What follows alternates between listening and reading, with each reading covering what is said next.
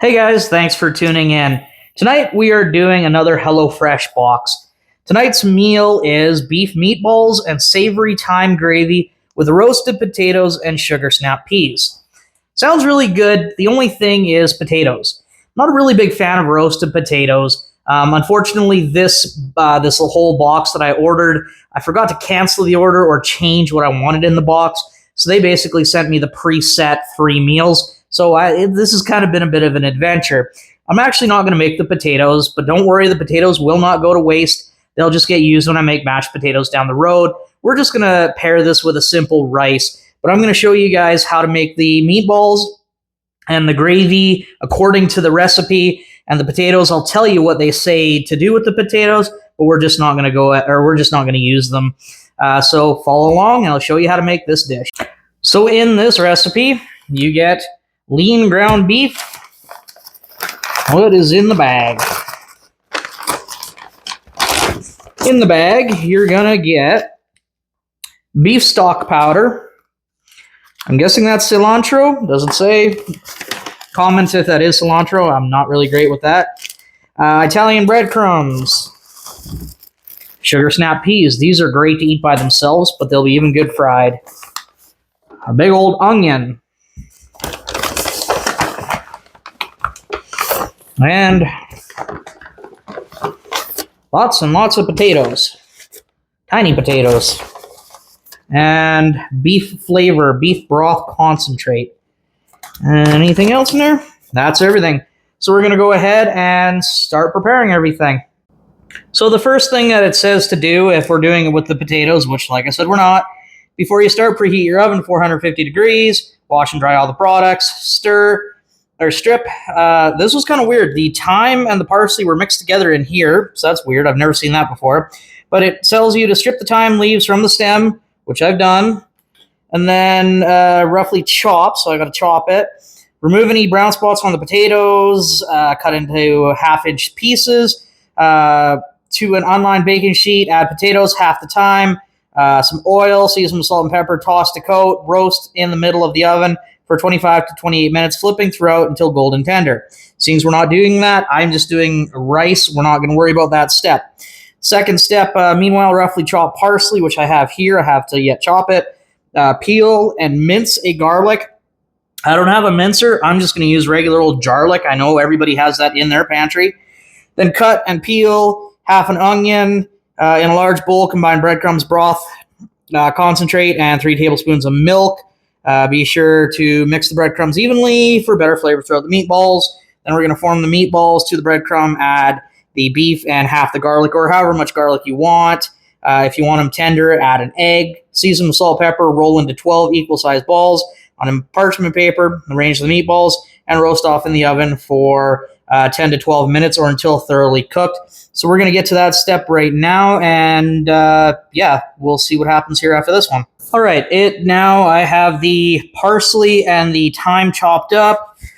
Peel and mince the garlic. Like I said, there's the garlic. I'm just going to use garlic because I'm being lazy. It also says the onion to cut in half, or cut the onion, peel and cut onion and chop. If anybody hates crying when you're doing onions, I suggest you get one of these little things.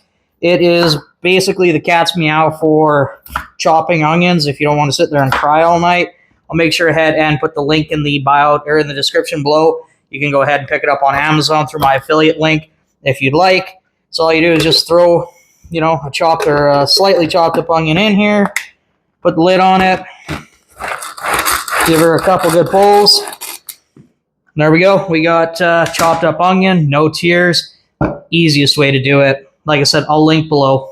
Okay, now we're going to work on the meatballs. The next thing it says, once you have all the onions chopped up and all that, in a large mixing bowl, combine breadcrumbs, broth concentrate, which is right here, and milk, about 3 tablespoons. Be sure to mix the breadcrumbs evenly. I'm not going to measure. Sure, that looks about 3 tablespoons. If it's a little too runny, I can go ahead and add some more breadcrumbs. I have Italian breadcrumbs here. So we're going to go ahead and grab combined breadcrumbs right there. These are the breadcrumbs. Italian flavors. That's kind of cool. Get that in there. Then it says to add the broth, which is this stuff, beef broth flavor. Kind of surprised they don't got chicken, but that's okay.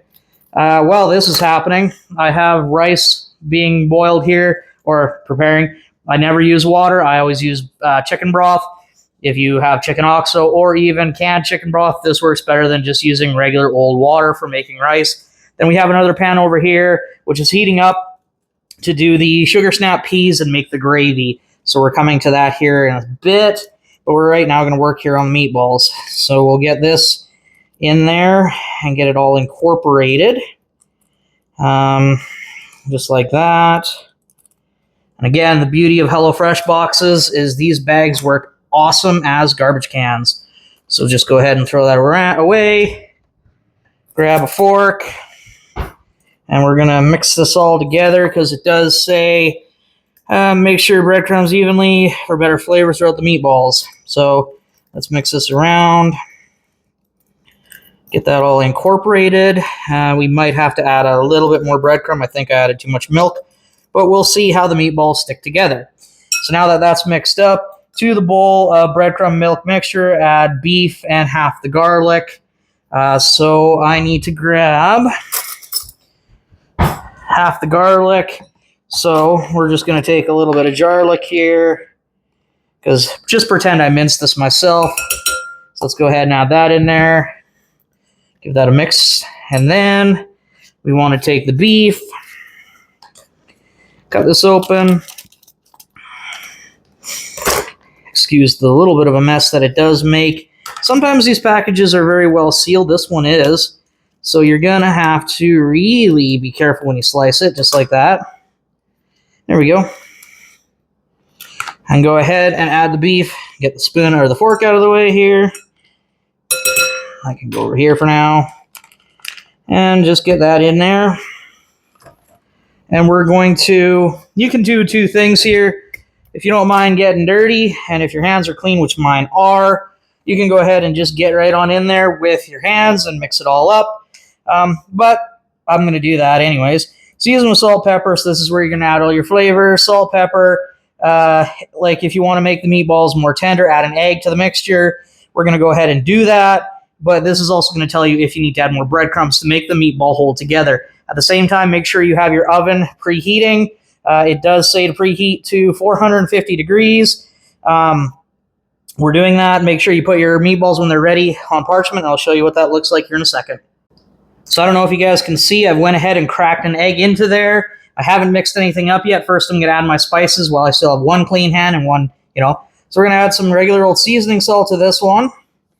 Then we're going to add some garlic plus. These are, that's Clubhouse flavoring. And then we're going to add some Montreal steak, the spicy one. I like it really good.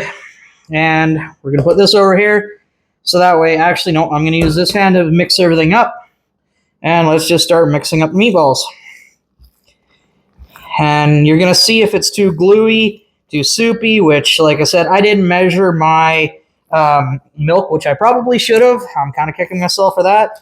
But, oh yeah, she is way too soupy, which, that's fine. That's why I brought out some Western Family Italian-style breadcrumbs, which are pretty much the same as what came in the box. We're just going to add some more breadcrumbs to get her to come together. So just go ahead and keep mixing it. You're kind of looking for, well, burger patty almost, right? Because you're making a meatball here. Wow, that was really, well, and then I also did add the egg to it. So that's going to make it a lot more soupy too. So we're going to have to add quite a bit more breadcrumb. That's what happens when you don't follow the recipe to the T is, well, sometimes it doesn't work all that well for you. So there we go. Now it's starting to come together really nice, and that's way better. And you can smell the flavor. So this one's going to be hit and miss depending on how big your eggs are and depending on how much milk you added. And if you messed up like I did and added way too much. There we go. Oh, that's better. Now it's all come together. Yep. Now, you want it to be able to form into a ball. I can tell you right now, this will form into a perfect meatball. So there you go. That is your burger mix. So you're going to want to mix or get these into ball form. It should make a dozen. It might make more depending on the size that you're going for, but then you're going to lay them out on your cookie sheet on parchment paper and stuff them in the oven for 10 to 12 minutes according to this. At the same time, you should have the potatoes in the oven, but the potatoes, like I said, I'm not doing potatoes. I am making rice, so we're doing it a little bit differently. So come on back and I'll show you how to make the gravy and the snap peas next. All right, and there you go. You got your meatballs all formed. I got 12 of them. I tried to keep them the same size, but they're not exactly perfect, but that's okay. So we're going to go ahead and put this into the oven. Now, at the same time, we're going to do the cooked snap peas and make the gravy. So in the hot pan here on the stove, we're going to go ahead and throw in a half tablespoon of oil, snap peas with salt and pepper. Cook for 4 to 5 minutes until crisp and tender. So it's basically just warming them up. And then we're going to use the thyme and the onions, and we're going to make the beef broth right here. And then we're going to make the gravy to go along with all this. You just really want to give those snap peas just, depending on how tender you want them, I like them still crunchy. So I'm only going to give them a minute or two. So you don't need a lot of time.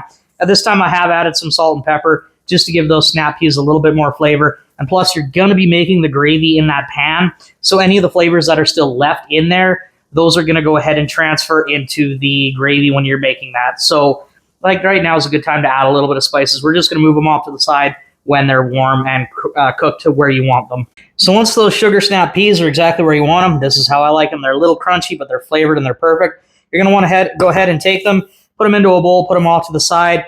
Keep that pan nice and warm because now we're going to go ahead and make the gravy with it. So now with that pan, you are going to add butter, 2 tablespoons of butter. Then you add your onions, cook for 3 to 4 minutes occasionally until they're softened. Then you add the beef broth, which is this. It's a powder beef broth and garlic, remaining thyme. Now is when you add your thyme. And a half a tablespoon of flour. Don't forget, we're trying to make a gravy here, so we need something to make the gravy. Cook for 1 minute, soften until onions are coated. Then add 2/3 of a cup of water and a quarter of a teaspoon of sugar. Simmer until gravy reduces. Add half the parsley and salt and pepper to taste. So at this point, it's been about 3 to 4 minutes, and the onions have started to become nice and translucent. So now we're going to go to the next step here. We are going to add, of course, I can't open the package. Why do I always put the scissors away? We are going to add our beef stock powder, like so. That's what that is. Make sure you get all the bits out of there. Then we are going to add, it says remaining garlic, but because I didn't chop up a garlic, I'm just going to add some more garlic from there. That looks about right. And then it also says the thyme, so it doesn't have to be all of it, so I'm just going to sprinkle a little bit of thyme on there. Good enough. And the last thing it says is 1 tablespoon of flour. So we need a little bit of flour. And I don't got my measuring sticks, so I'm just going to grab a teaspoon here from there. And yeah, sure, 1 heaping teaspoon. That should work. Yeah, that looks about right. So there we go. And then it says to cook for 1 minute until onions are coated. So we're going to go ahead and stir this up, coat everything together, just like so. Oh, that looks actually pretty good. There's one other thing I am going to add to this, and it isn't in the recipe, and it doesn't come in the bag, but it's something that a friend of mine gave me. I am going to add a little bit of savory seasoning. Now, this is from my good friends at Some Shuckin' Good Food Truck. They're here up in our local area. They're a Newfoundland couple that have a food truck. They specialize in, they do a lot of Newfoundland food, and that's where Savory comes from. So we're just going to go ahead and add a little pincher of that in there. Oh yeah, it smells so good. Like she always says, a little bit will do you a lot. So if you want a little bit of savory seasoning, go check out their food truck, Some Shuckin' Good Food Truck. Awesome. Thanks a lot, guys. So we're going to let that cook for 1 minute, and then we're going to add the water and the sugar. I've mixed the sugar into that water, so it is already dissolved. And then we're going to stir often until gravy reduces, adding half the parsley, salt and pepper, garlic, whatever kind of flavors you want, until the gravy is how you want it. So we've gone ahead now and added the water into the gravy. It is reducing. It's getting thicker. If it's too thick, add a little bit more water. If it's too thin, you can add a little bit more flour just to get the consistency how you want it. The meatballs are almost done. There is one thing I am going to change up a little bit with this recipe because that gravy tastes good. Once the meatballs are cooked, 10 to 12 minutes, give or take, I'm going to take the meatballs and I'm actually going to put them right in that gravy and finish them up in the gravy. Give that meatball some gravy flavor to it. And then I'm going to pair it with the rice and we're going to have dinner. So come back for the final dish. And there you go, guys. Dinner is served. So as you can see, I got my rice. I got the snap peas. They're nice and warm. They should have been potatoes, like I said at the beginning, but I didn't really feel like doing potatoes. So I went ahead and did rice instead. The meatballs just come out of the oven. I put them into that gravy and finished them off in here, just like so. If I had a little bit more of the gravy, I'd put it right over the rice, but kind of skimped on the gravy this time, but that's okay. So the real question is, how does this taste? Let's try one of these snap peas first. They're a little crunchy still.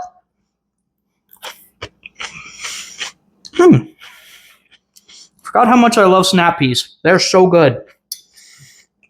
And let's try one of these homemade meatballs. Nice and tender. Got a bit of the gravy and the onion.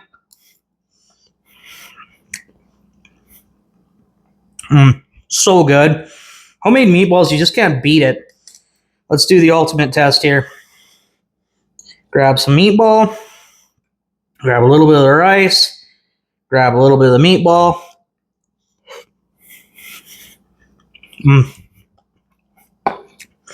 Well, that's so good. Oh, I forgot. I'm supposed to add a little bit of this just for garnish.